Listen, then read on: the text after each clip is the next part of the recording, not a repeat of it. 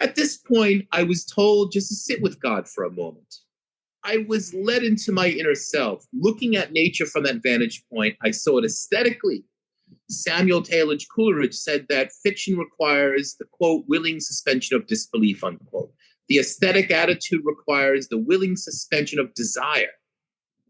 That allows the order and beauty of nature to reveal itself uncoerced. You've done a lot of work on Martin Heidegger, and Heidegger's relevance for philosophy. And what strikes me is his notion of Gelassenheit, which from the German translates, you can correct me if I'm wrong, a kind of peaceful yielding, a kind of release, if you will, a peace through release, or, I hope I'm not destroying this, but the idea that this is a kind of suspension of our coercive and arrogant, manipulative tone toward the natural world in order to allow it to disclose itself to us. So we're not, and of course, now switching to Heidegger's kind of philosophy, so we're not preoccupied with beings with a small b for our manipulation and use, but we allow being itself to come into relief.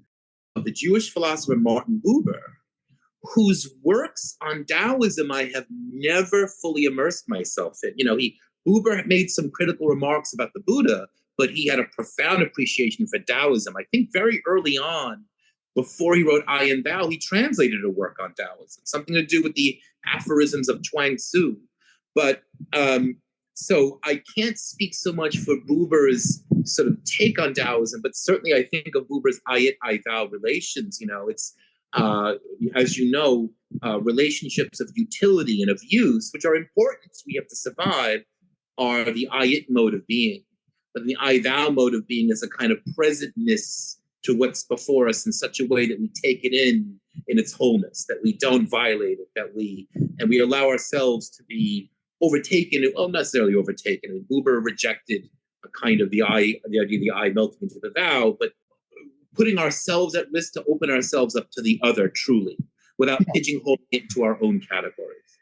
And I was struck by the relevance of those two continental philosophers, Heidegger and Buber, when I read this really lovely passage of yours. Yeah,